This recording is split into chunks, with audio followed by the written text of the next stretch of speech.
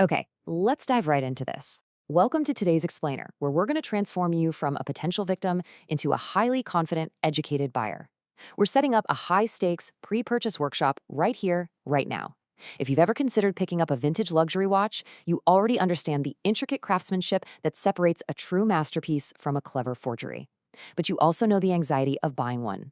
Well, you're in the exact right place. We're going over the ultimate master checklist specifically designed to help you spot a fake vintage Rolex.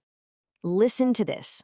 Every year, thousands of people spend thousands of dollars on a vintage Rolex and walk away with a fake. The stakes here are just incredibly high. And look, these buyers didn't get scammed because they were completely careless. They got scammed because today's counterfeiters have become extraordinarily good at what they do. The old days of spotting a bad fake from across the room, yeah, those are pretty much over. That is exactly why we need a hard and fast, reliable checklist to fall back on. We're going to arm you with the specific knowledge you need to protect yourself and your wallet. So, to make this super practical, we've structured this explainer into a step-by-step checklist. First up, we've got Phase 1, visual inspection. Next, Phase 2, physical mechanics. After that, Phase 3, the price context. And finally, we'll wrap it all up with the perfect 7-7 score. All right, kicking things off with Phase 1, visual inspection. Our absolute first red flag is the Cyclops lens magnification test. If you look at the genuine watch on the left, you'll see that small bubble of glass right above the date. That's the Cyclops lens.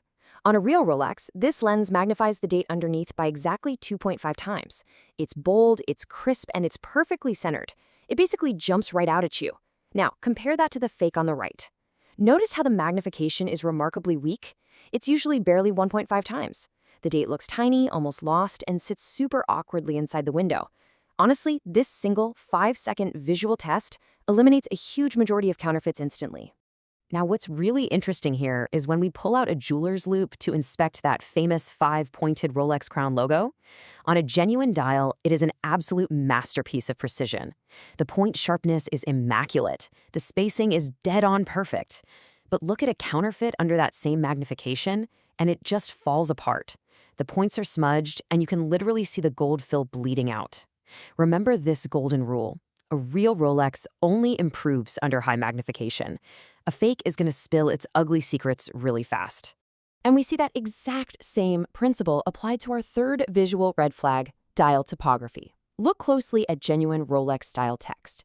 Every single letter is razor sharp. It sits completely flat against the dial. Words like oyster or perpetual look like they were printed by a machine operating at tolerances of thousandths of a millimeter. Because, well, they absolutely were. On the counterfeit, even on the really good fakes, the text simply cannot match that standard. You'll see the ink bleeding slightly at the edges, the spacing between the letters gets inconsistent, and those luminous markers around the dial are often totally uneven. You simply can't fake those manufacturing tolerances on the cheap. Okay, let's quickly synthesize these first 3 red flags into your Phase 1 action items. When you're examining a watch, here's what you do.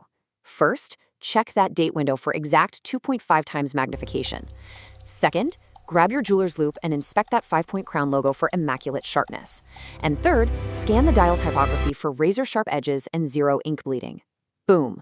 Those are your immediate visual gateways. Moving right along to Phase 2, physical mechanics. The first mechanical red flag revolves entirely around this number right here, 8. A genuine vintage Rolex mechanical movement beats approximately 8 separate times per second. To our human eyes, that rapid beating creates what looks like a perfectly smooth, completely silent sweep of the second's hand. Contrast that with a counterfeit. Fakes almost always rely on a cheap quartz or a very basic automatic movement. You're actually going to see the second's hand tick and jump around the dial once per second. If you see that hand jumping, or if it makes a loud ticking noise, hand it back. You're holding a fake. Then we have the absolute, undeniable caseback rule.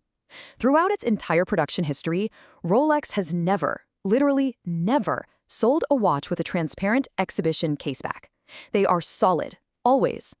If you flip a vintage Rolex over to see an intricate movement spinning behind a piece of glass, walk away. It is a guaranteed fake, regardless of whatever elaborate, fascinating prototype story the seller tries to spin you. Our final physical red flag comes down to pure heft, 155. That is the approximate weight, in grams, of a genuine, solid 94L steel Submariner on its bracelet. The big takeaway here is that genuine vintage Rolexes are surprisingly heavy. They use dense internal components, solid gold, and highly durable steel. A counterfeit, on the other hand, almost always made from hollowed out or lower grade metals. If you pick up a watch claiming to be a luxury piece and it feels suspiciously light or kind of toy-like in your hand, trust your instinct. It lacks the density of genuine luxury. So the crucial point is knowing exactly what to do when you actually have the watch in your hand. Here are your phase 2 action items. Number 1, watch that seconds hand for a smooth, silent sweep. Number 2, flip the watch over immediately to verify it has a solid, non-exhibition case back. And number 3, weigh it in your hand to ensure it has that dense, solid metal heft. All right, phase 3, the price context. We've got to talk market reality here. Vintage Rolex watches hold their value extraordinarily well.